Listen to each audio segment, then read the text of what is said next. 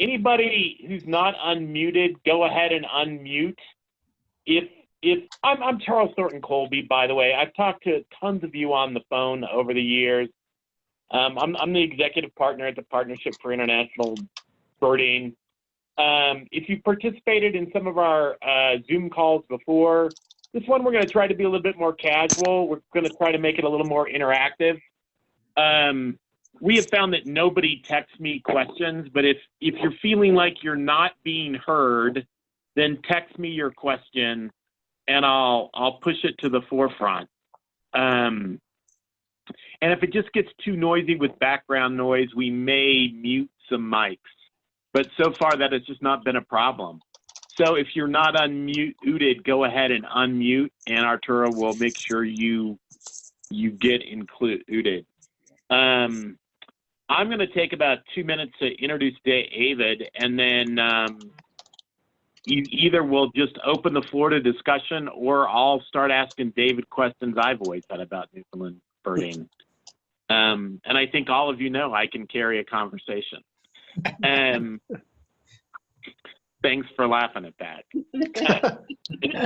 It is kind of true.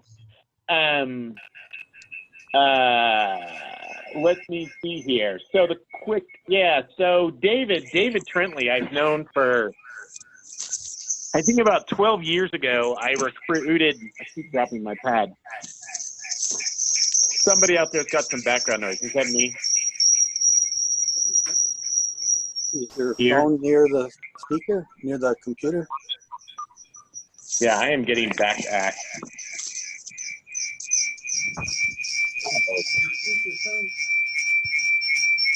That's not good. I think it's me.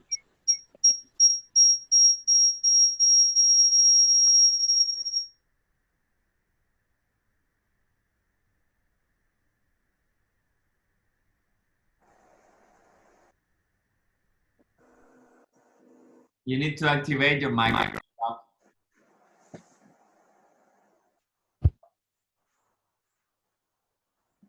Chuck is reconnecting. Yep.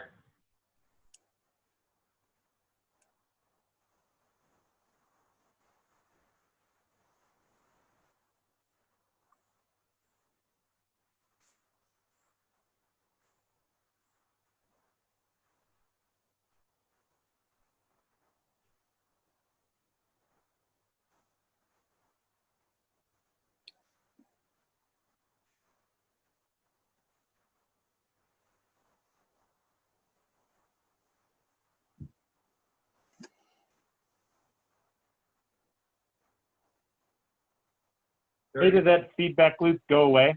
Yep. All right, man. Hopefully that will not return. Anyway, David, I recruited to the PIB, like the Partnership for International Birding, about 12 years ago. And David has foolishly worked for me for like a decade or something. And he is a full partner in the PIB. We are the two only remaining owners of the PIB, if you want to know the truth. We have a lot of like junior owners as well. But I've been on a couple of day avid birding trips over the year. Truly, the guy loves birds. He loves butterflies, which I find really an interesting thing. He loves all aspects of natural history.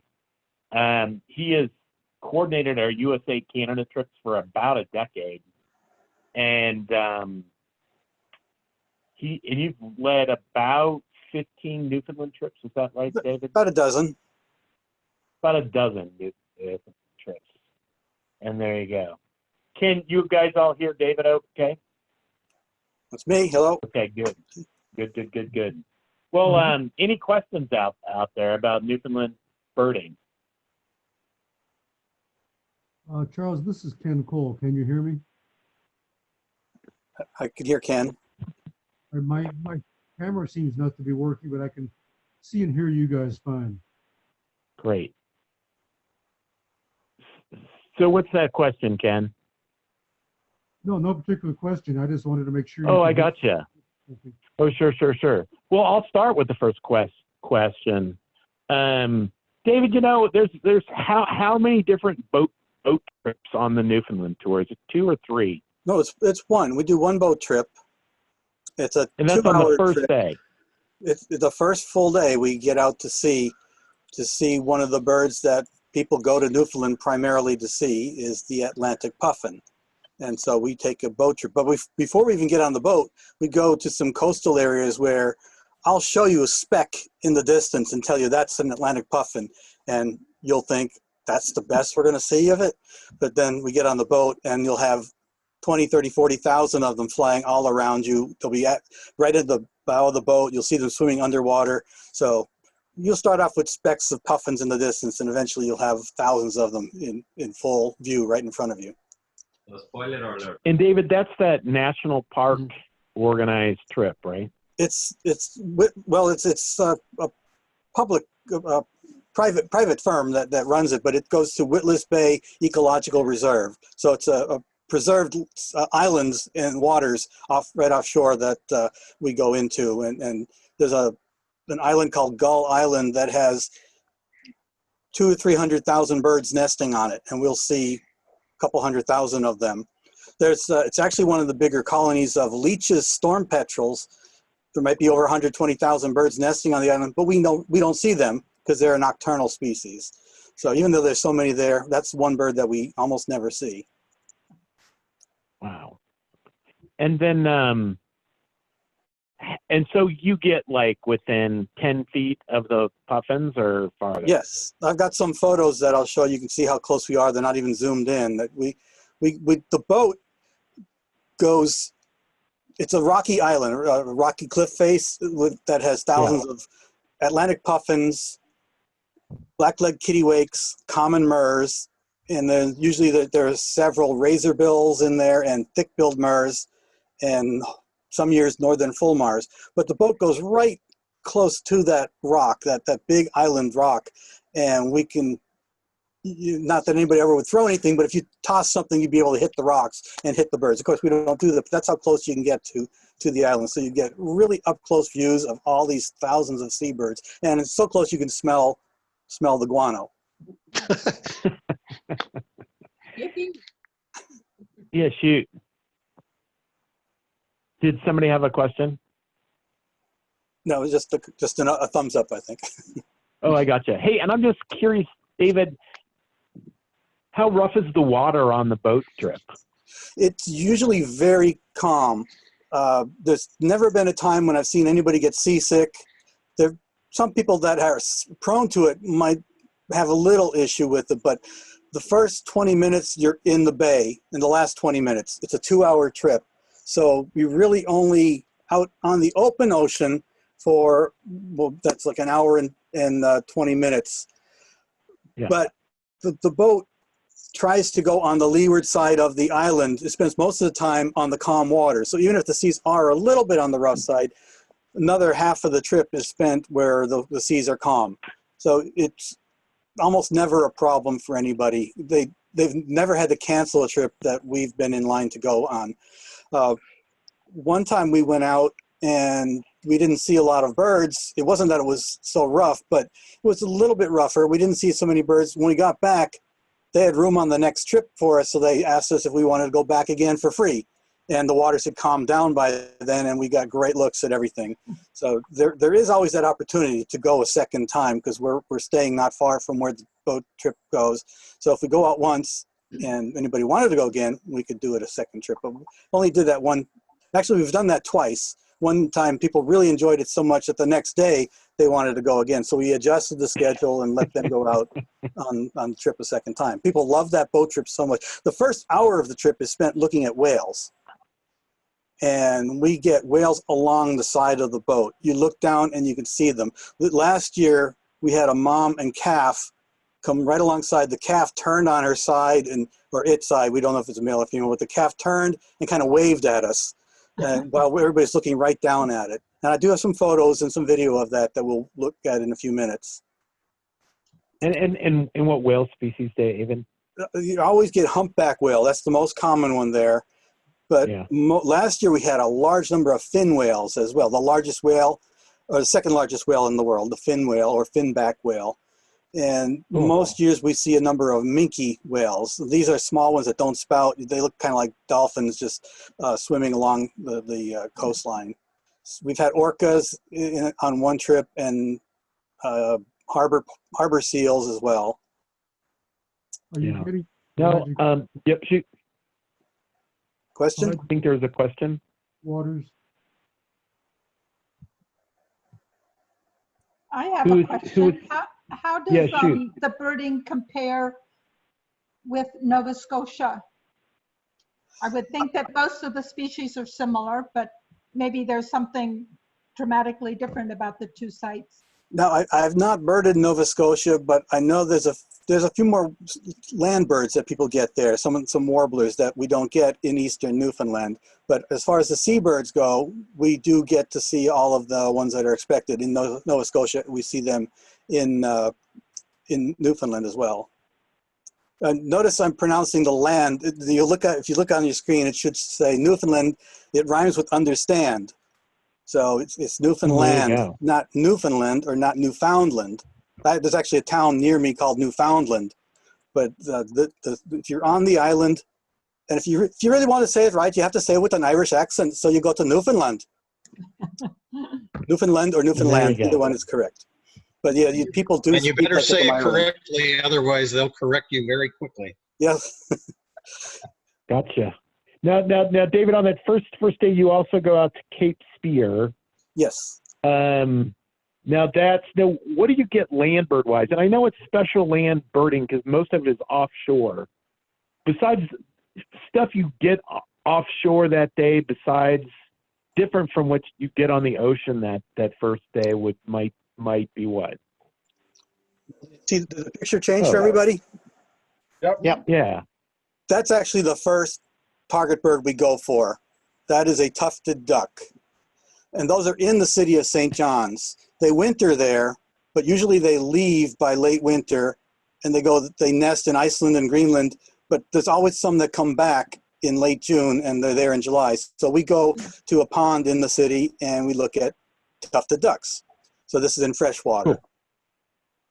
And usually when we're seeing the tufted ducks, we're also seeing a lot of common terns. That's the most common tern we'll see on our trip. And this common tern was actually in the same place where the tufted duck was. So you're in the city of St. John's and you can see the terns with the ducks. I try to teach people a little bit as we go. If you look at this tern, you get really good looks at common terns. You notice the black, the last half of the bill, near the tip of the bill is black. Later in the trip, we see Arctic terns, just a few of them, but they have no black on the bill at all. So I always try to get people to look carefully at that and see where the black is so that later in the trip, when you see more terns, we'll look at them carefully and you'll see that they are Arctic terns. But so from St. John's, we head to what Charles was saying, Cape Spear. Cape Spear is the easternmost point of land in North America. And while we're there, we're going to be looking at seabirds and whales, but we also see American pipits, horned larks, swamp sparrows. And in that area, we can sometimes find gray-cheeked thrush, but they're not as many of those around. There are good forests near Cape Spear, but we usually get to the land birding a little bit later in the trip because we start out kind of looking at the sea. Here is the boat that we take that same first day. Look at the name of the boat, the Atlantic Puffin. They have a few. That's just one of them that we've used. So that's the size of the boat that we take for the two-hour tour where we go out to look at the puffins up close. Let me continue with this. That is, of course, what we want to see, and that's how close we can get to the Atlantic puffins. These two happen to look like they have dandelions, but that's part of their bills. You can see the bright orange and black, that's the breeding. It's not plumage because it's not feathers, it's the horn of the bill, but that's the breeding colors of the Atlantic puffins. So we do get rather close to them. Remember, I was saying earlier, the boat comes along the island where the rocky island. And this is not zoomed in, this is just what it would look like as we are coasting along in the calmer waters looking at all these birds. Now there's one species only, I believe, in this photo. Yeah, these are all common murres, M-U-R-R-E. Some people do say muir, but in Newfoundland, they call them tur. Not sure why the difference, but it's the common murre. If you look in the center, there's one that looks like it has eyeglasses on. That's just a different, not a subspecies, but it's a different version of the common murre. It's the same species. Sometimes you'll see about 10 or 20% have that looks like they're wearing eyeglasses. Cool. This is the same area. As we drift along, you'll notice other species of birds. There in the center are two razorbills. And in the background, the birds that look like gulls, they are gulls, but they are black-legged kittiwakes. You'll see thousands and thousands of black-legged kittiwakes on the trip, as well as thousands of common murres. Only a few dozen razorbills. But we do get good looks at them up close. And tens and thousands of Atlantic puffins. Tens of thousands of Atlantic puffins, yes. So that first, one of the hours on the boat trip, usually the first hour is looking at whales, the second hour is looking at the birds. And they know, the people that run the trip know their birds well. It's not like a trip that goes out to see whales. And, oh, by the way, we'll show you some birds. No, they really know their birds and they'll make sure that we see them. And I always talk to the people that are running the tour to make sure they know we want to see thick-billed murre and northern fulmar if they're there. And they'll make a special effort to try to point them out because there's only maybe 5 to 10 thick-billed murres nesting on that rock. We have another chance to see them later in the trip, but it's always nice to get them the first chance we can. So here is a humpback whale right off the side of the boat. You can see its fin underwater. It has like an aquamarine color to it. Cool. This is what we see from the boat. Let's see how calm the water is. This is in the North Atlantic. Ooh.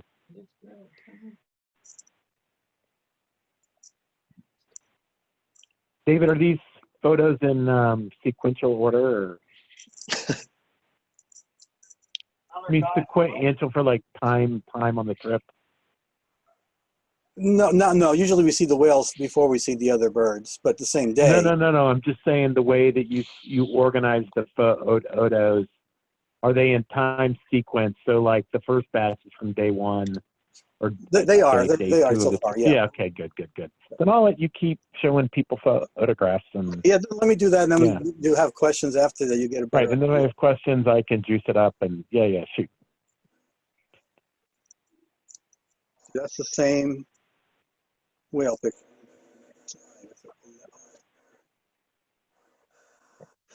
So this is actually the next day, but this could be several days on the trip, because we do a lot of birding from shore. A lot of the road we drive is right along the coast, and we see plenty of these. The white birds, the black wingtips, are northern gannets, and those dark brown birds are sooty shearwaters.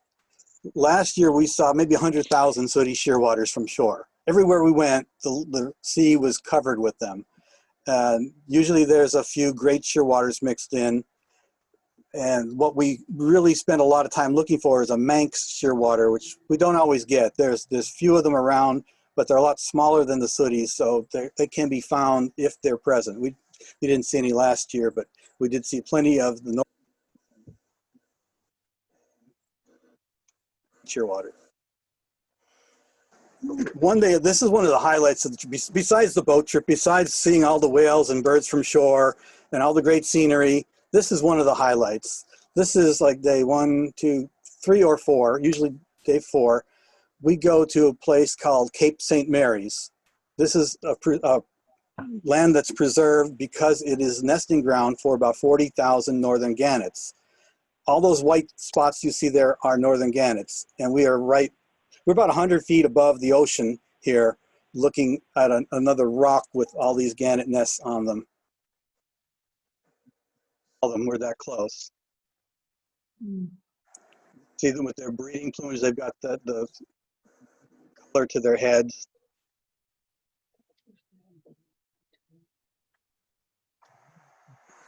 Northern gannets like to do. You can see them crashing into the ocean. They're looking for a small fish called capelin. Every year in July, the capelin come to shore to spawn by the millions. And you can see the sooty shearwaters flying. Those are the dark birds. So they're going in for the capelin as well.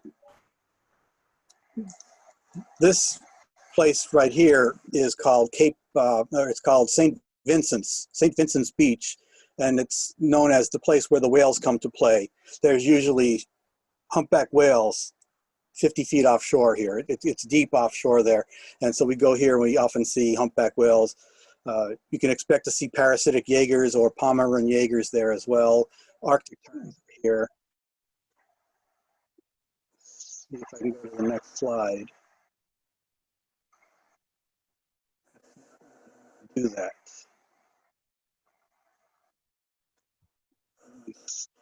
Something here. Hey, Dave.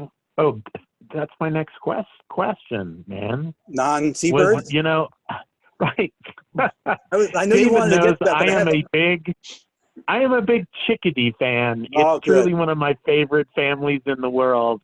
And boreal chickadee is a bird I've never seen, actually. Oh, But besides the seabirds, you do hit some boreal forest, right? yes. And this is one of the main targets. One of the reasons I really like going to Newfoundland is because you can see birds like this that normally if you want to see one, where do you go? Northern Minnesota in winter when it's 20 below zero. Here we go to Newfoundland and it's 60 degrees Fahrenheit or 70s is about the highest. And we see boreal chickadees. This one was near a nest.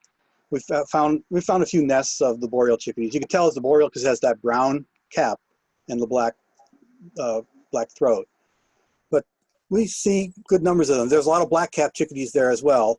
And hopefully you'll pay attention. You'll learn to tell black-capped sound as well as by sight.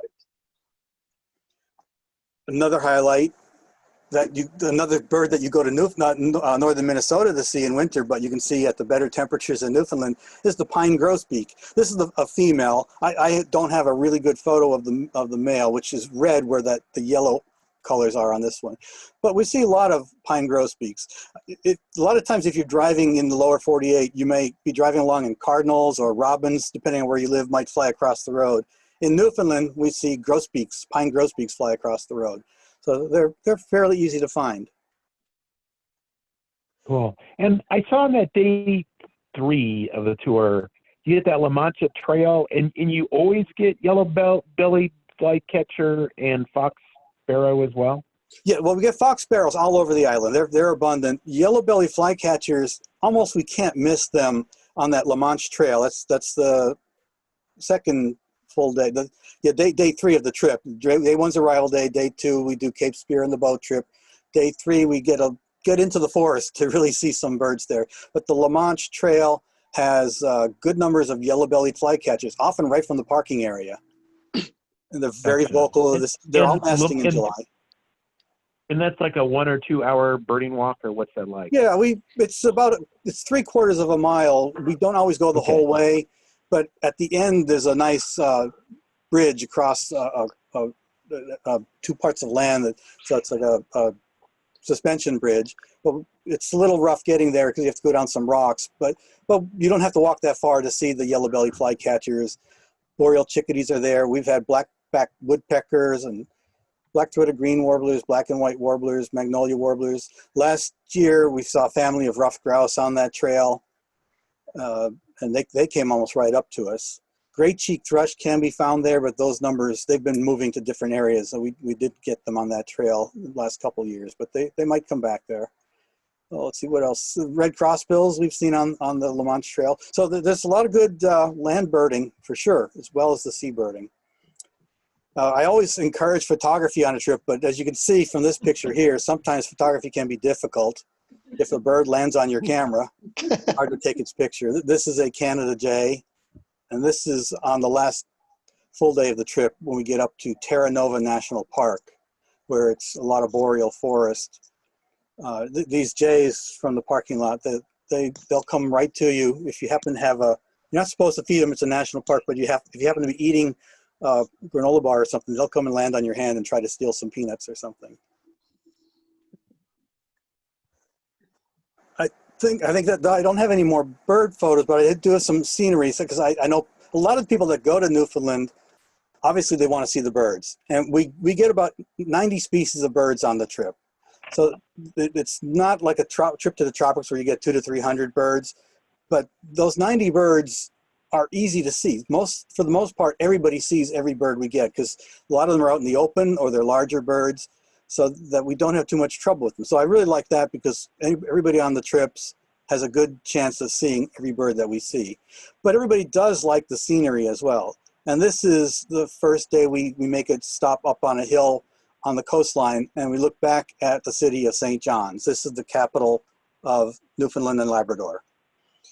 And you can see some of the homes have various colors. I've slide show some up closer. We will drive around town because everybody likes to get some photos of the brightly colored homes in the city. So we do give you a chance to see that.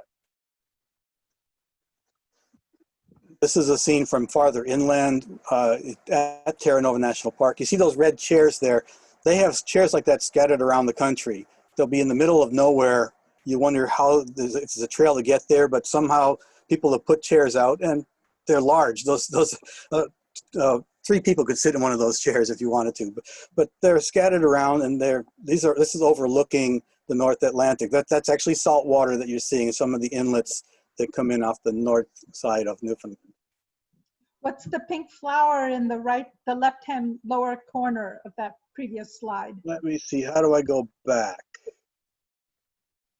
Do they have mountain Previous, laurel right or up there, buddy. rhododendron? Yeah, there it is. Oh, right there. Okay, that is sheep laurel. There's sheep laurel and bog laurel there, and I have to remember every year how to tell them apart. That may be sheep laurel. I do carry books with me on wildflowers and trees of Newfoundland. One year we had two women that were very interested in wildflowers, and they spent much of the trip identifying different flowers, and they got about 125 different species. But I do try to point out wildflowers and butterflies and dragonflies and anything else I can identify or show you while we're on the trip. Yeah. And David, you mentioned Terra Nova National Park. What other good stuff do you see at Terra Nova National Park? Terra Nova That's National. the end of the tour, yeah. Yeah, it's the end of the tour, and we get a lot of great birds that day. We spend a full day walking some of the trails there, and we see Lincoln sparrow, rusty blackbird, olive-sided flycatcher, palm warbler, black-backed woodpecker, common loons nesting there. Some years we get evening grosbeaks and white-winged crossbills, magnolia warblers. We don't get magnolia warblers earlier in the trip. Not northern parulas. American redstarts that are found there, not farther earlier in the trip. Last year we had a merlin chasing a northern goshawk. One thing that's nice about the accipiters, there are no Cooper's hawks in Newfoundland. So if you see a small accipiter, it's a sharpshin. If you see a large one, it's a northern goshawk. You don't have to look at them and try to decide, is it Cooper's or a goshawk? It helps that way. Ken Cole here. Can you hear me? Yes. Are you coming up with any European vagrants on these trips? Yes. Not every year, but of course you don't always expect to get something like that. But seems like every other year we get something like that. One year we had Pacific golden plover. Another year we had northern wheat ear. And I think those are the only real strays. We did have a roseate tern last year or the year before, and we found it. Our group found it and put it on the rare bird alert. We went back to the spot the next day, and there were about 10 cars there. So it felt good that we showed the Newfoundland birders. There are a lot of Newfoundland birders, by the way. We always run into a few. But if you want to see Eurasian strays, you really need to go in the winter, which we don't do a trip in the winter right now. But that's when things like Eurasian whimbrel, black-headed gull. Well, there are black-headed gulls that spend some of the summer in Newfoundland, but there's a lot more of them in the wintertime. But they do get some odd birds.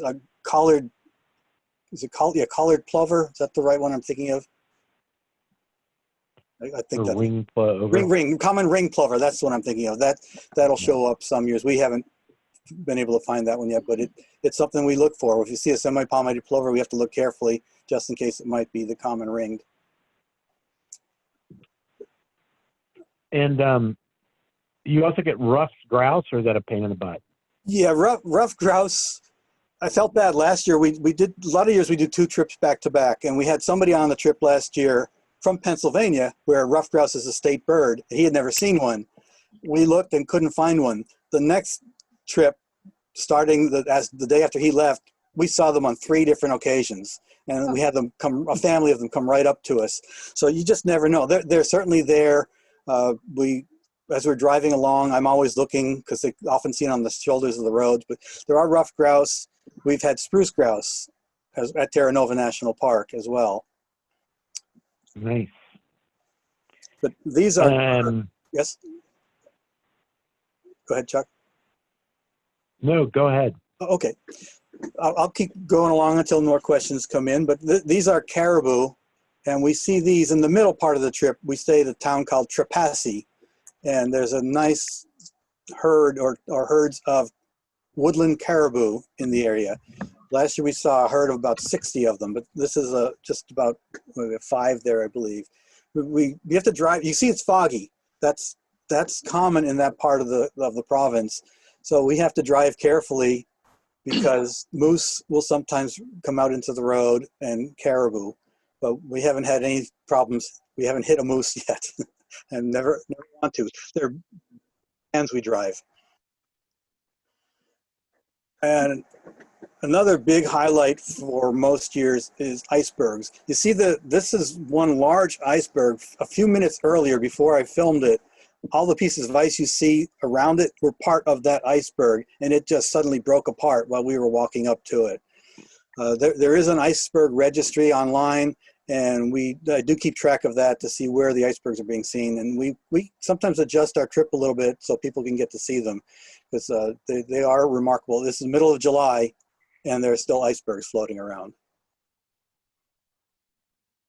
Lighthouses are seen. We probably see about maybe 10 different lighthouses. So if anybody's interested in those, we do stop where the lighthouse is. We don't go there because there are lighthouses there. We go there because there's good birding there. This is at Cape Race, and it's right on the coast, and there's usually thousands of shearwaters and puffins and murres in the water right offshore here, and American pipits and horned larks in the grasses. Foggy, and there's a couple people on one of the trips that were not too far away. It does get kind of claustrophobic for some people when we're in that fog, because it could be like that all day long. We still see the birds we're looking for, but when you finally get out of the fog, it's like getting outdoors for the first time. It feels so much better. I only laugh because I feel after the COVID is over, we're all going to feel like we're more outside. That's what it's going to feel like, yeah. Outside. Well, since we go to Newfoundland, you have to learn about the 2 dogs. The province is actually Newfoundland and Labrador. And so on the left here is the Newfoundland dog, and on the right is a statue of a Labrador retriever. The Newfoundland actually came first, and they bred it to make the Labrador. We used to see a lot of Labradors. We only see 1 or 2 Newfoundland dogs while we're up there, but we do go to this space. This place has some good water near it for some water birds, and get some of our common warblers, like yellow warblers are here, fox sparrows, and it's a good place for lunch. That's all I've got as far as more questions. Let's go ahead and see what. Yeah, any other questions out there? Ken, you got anything more, Patsy? No, I think I picked up the information I wanted and appreciated. Great. Sure. If anybody's interested in butterflies, there is a butterfly that is almost endemic to that. Well, it's endemic to that region, so we do see that every year. So it's not all birds. Of course, we're mostly concentrating on birds, but there's other things to look at as well. Which I will ask this question. I'm out here in New Mexico. How do I get to Newfoundland? How do you get to Newfoundland? Well, I mean, to tell the truth is, it's the Delta flight that usually goes up there, David, or there's a United flight as well, right? Well, Air Canada is, I think people fly Air Canada from Denver. I don't know about farther south and west. I think I usually do. Well, Denver's an easy connection for me. Yeah. I think a Denver connection would be the way to go. Denver has a good Um, connecting flight. For me, it takes about all day. It's really tough. I'm in Pennsylvania, and it's really hard for me to get there. It's a lot easier to get there from Denver. Less connections. The other bit too is just to be clear about the weather. Typically, does it ever get above 75 on the trip? Not on the first part of the trip when we're on the coast. We start out on what's called the Avalon Peninsula. That's the farther east part of Newfoundland. That's where all the seabirds are. When we get up to Terra Nova National Park, we're going inland a little bit, and it could get into the 70s, even into the low 80s there. So it always warms up when we get farther inland. But other than that, most days we're wearing jackets. Some days we're even wearing gloves in the mornings. And the weather can change rapidly. It could rain for 5 minutes, then the sun comes out. Then it gets foggy. Then 5 minutes later, it's raining again. But usually, it's usually not rainy. And if you go with me, I think I have a good luck, because the place where we see the Gannet, Cape St. Mary's, 27 out of 31 days in July, it's fogged in. I've been there a dozen times, and only once has it been fogged in. So if you want to go to I always tell the people that work at the office there, if they're ever wanting to bring in some influential people to see the Gannets, call me, have me come up there. I'll go in with them, and it won't be foggy. Because I've been lucky. Am I being heard? Yes. Yep, Sandra, we hear you. It's a beautiful place. I've been there birding. And do you do anything with boat ride off of the coast to see some of the seabirds? Or is it mostly from the shore? It's the first full day. We do have a 2-hour boat ride. You may have joined late, but yeah, we do go out on the boat, spend an hour looking at whales up close, and an hour getting really close looks at thousands of seabirds. All right, that sounds wonderful. And how far west do you go? We go as far west as Terra Nova National Park. If you know, the Avalon Peninsula is to the east, and there's a little narrow peninsula of land that goes into the main part of the island, and that's as far as we go. We are working on planning a trip to Western Newfoundland and Labrador, and that would happen later in July as well. So that's a chance to go back and see more of the province. Okay, thank you. And you're still seeing icebergs in July? Yes. It depends on the year. Some years there are dozens of them. Some years there's not too many. But we do keep an eye out. I do check that website out to see if we can get ones close enough that we can go see them. Some years we see 3 or 4 or 5 up close. Right. It's a beautiful place. It really is. I'm ready to go back there. A lot of people that have been on the trip before want to go back. That's why we've planned this Western Newfoundland trip, because the people that want to do Western Newfoundland have all been on the trip with me before. They like it so much, they want to go back. Even though we may not see too many new species of birds, they just want to go back up there again. Back to the whales.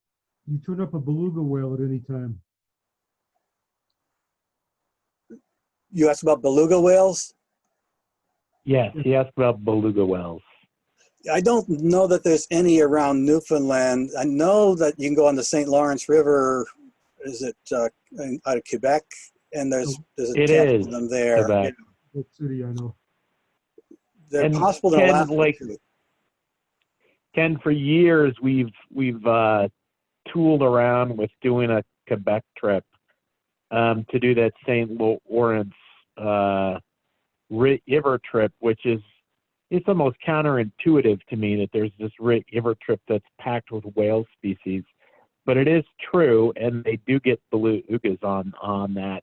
And that is a public boat trip. If you could time it out well, you could fly to Quebec, do the boat trip, which I think is just a couple hours from Quebec City, and then you could fly up to Newfoundland and do that. And we've talked to probably 4 or 5 Audubon groups about sort of doing a extended Canada trip, because I personally think the St. Lawrence Seaway whale boat trip is so incredible. I mean, it just sounds really cool.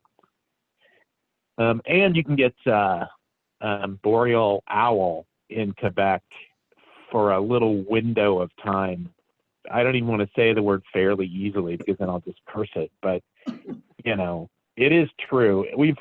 It's been on our development list for about 18 months, and there you go. And unfortunately, our Quebec guy just because of COVID-19, he is bailed from the birding business. He just can't. He's got a young kid. He couldn't wait it through. So I don't know what he's doing instead, but he's moving on to greener pastures, greener. What is the color of Canadian currency? It's not green, right? It's multicolored, right? It is multicolored, yeah. He's I think moved I've on got- to multicolored pastures, and there you go. Charles, I'm looking at the map behind your head. And I see the Yeah. Hudson Bay very clearly delineated there. East of Hudson Bay is something called Ongave Bay. Northern Quebec, the outfitter who did the trips is no longer with us, but it's a great place for some birds, polar bears, muskox, and a few other goodies way up north. Yeah, no, we have spied this forever, and there's a couple national parks north of there as well. I don't know if they're north or south, but truly, I was doing a northern Peru fam trip, and there was an ex-customer of ours on the tour who had since become a bird guide in Canada. And at like 2 a.m. in the morning, Jean-Philippe and I went through security at the same time. And, you know, we had a couple hours to kill. So I said, hey, man, I've thought about this for years. How would you do a Quebec birding tour? And we planned it out at 2 o'clock in the morning when we were sitting in Lima. And we should have that up on the website. Golly geez, it should have come up in the last 2 or 3 months just because we've been doing a lot of development work. But I would think in 6 months, you know, that trip will be up. And Ken, you can email me anytime, Charles at pibird.com. And we've written it up. It's just sitting on a Word file. But if you send me an email, I'll send you our itinerary for Quebec. No problem at all. Well, to be honest, until I get a decent inoculation from this COVID virus, I'm not leaving the room I'm talking to you from. You and so many other bird watchers. Yeah. I'm truly convinced the day a reliable vaccine gets announced, our sales for the next 2 months will be record setting by about tenfold. And there was, I didn't want to mention it, there was some positive news today. Some of my colleagues at the Cornell lab were sending me this link. I had read it in the New York Times today too. I mean, you know what I mean. I truly, I would love to think we'd have a vaccine by January 2021. But as soon as I say that, there'll be some terrible news that, you know, the initial testing was fraudulent or something terrible. I mean, it's been so crazy. But there's the Oxford group and then this Moderna group who seem to be racing along towards the vaccine.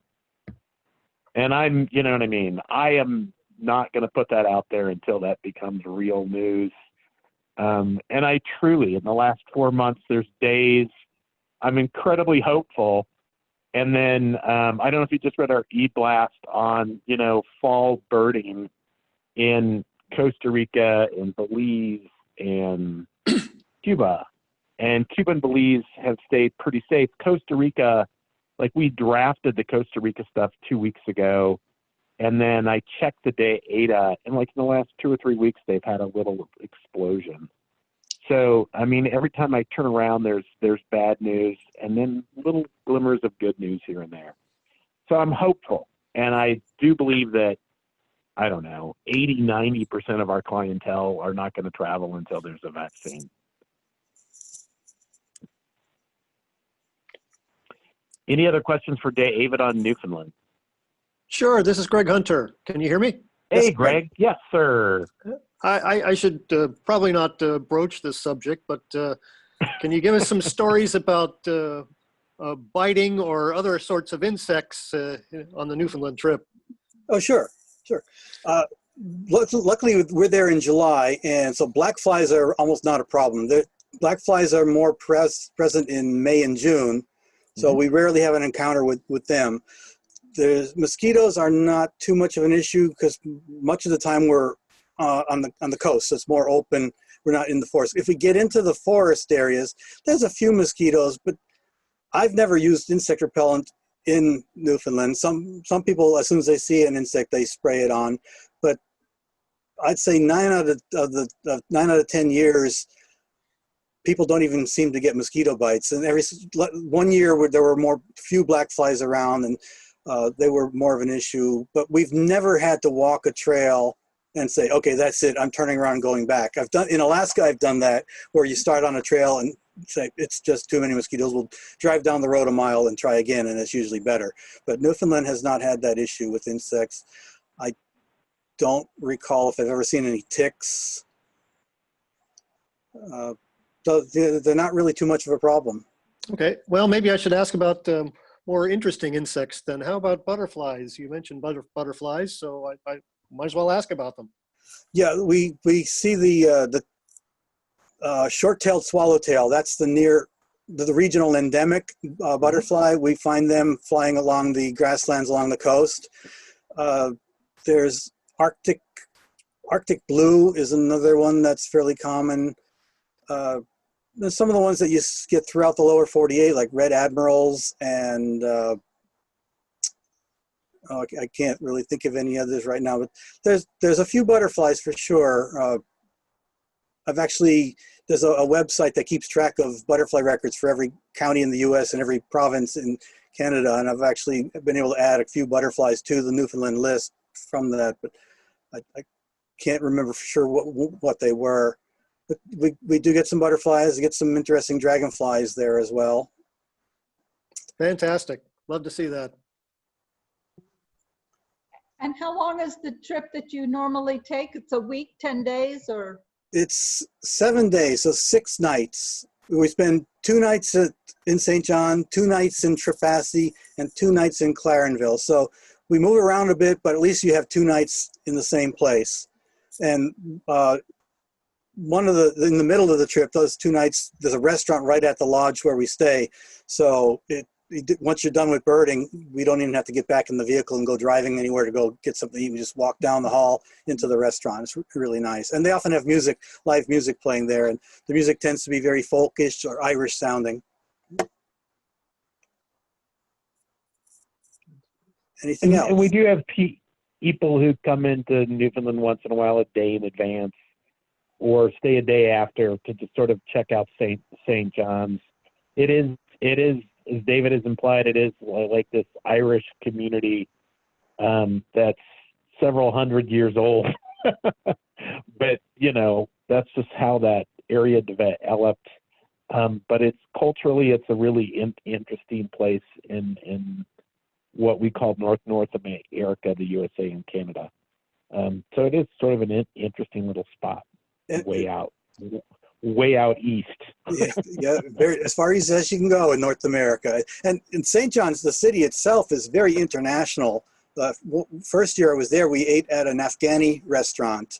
There's a lot of Chinese and various European restaurants there. So it's being a sea coastal city with a lot of, well, there used to be a lot of cod fishing offshore, but they've overfished. So there's not a lot of cod there, but it's very international because of the fisheries that used to be very active there.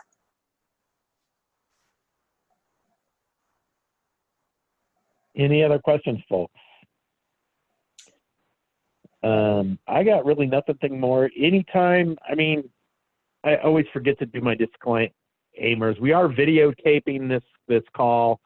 If you've got an objection about that, just email Arturo at operations@pibird.com. And then we won't put the video up.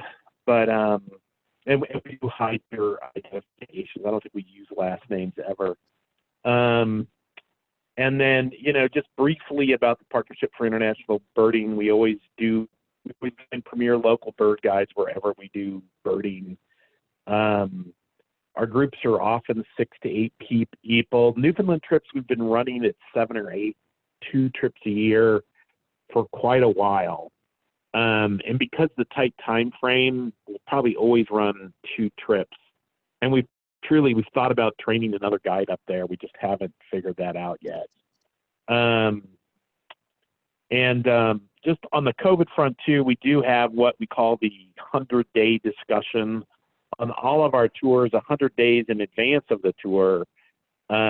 We just want to talk to everybody and make sure they're feeling safe. And for most people, as Ken alluded to, that does mean a vaccine. We do have a Costa Rica trip September 27th, and everybody's aware of the situation there. It is, like 140, it's like 2% of the caseload as it is in the United States on a per person basis. But there's days I think we should just cancel it. There's days I don't. I did wake up at 2:30 this morning thinking about COVID in Costa Rica. So I do worry about people, but everybody on the tour has agreed to go forth. But we just, we don't want anybody to feel, cornered in on a deposit if they put one down. If, 100 days out, if you want to get out of the tour, we want to move the whole group together. And again, hopefully with the vaccine between now and say March, I would love to think we're going to get one by January. And then, these trips will be good. And we do run these tours the first couple weeks in July. And we did postpone all our 2020 Newfoundland trips. Greg Hunter, who's on the phone, is on one of those tours. Yep. We do have a couple slots left on the first tour and maybe 3 or 4 on the second date. So if you're interested in Newfoundland, feel free to book and just know 100 days in advance. So call it, February, March. We'll have a discussion and make sure everybody's feeling safe. And truly, I respect everybody's feeling about COVID. It's just, it's a deadly disease, and we have older people. We have immune deficiency people. I have a immune deficient disease myself. And I don't plan to get on a plane until there's a vaccine, and that's just kind of how it is. So I understand. Anything else, folks? Well, our view is the opposite. It's safer there than here. I actually didn't check Newfoundland Day 8 this morning, and I'm usually kind of religious about that. But I didn't check. But I figure the big question will be, what really forced the postponements on Newfoundland this last year is Air Canada canceled all the flights about April. And so, we didn't even have to make the decision. We just told people, hey, 80% of you are on an Air Canada flight. So, they've canceled the flight. So get your refunds on your flight, and we'll postpone the tour for a year. And there you go. So it's been a weird thing. Steve, did I answer your question? Yes. Okay, great. Hey, if nobody's got anything more, we really appreciate your participation today, and we'll wrap up the call. Any other questions before we sign off? None from us, and thanks again for a good call, David.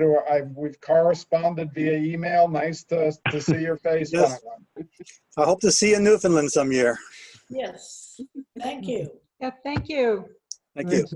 Appreciate the input. Our pleasure. Thank you very much. Thank Ken, you. it's Thank good you to so see your much. face. All right. Thanks, everyone. Bye-bye. Good to see everyone. Bye. Bye, thank you.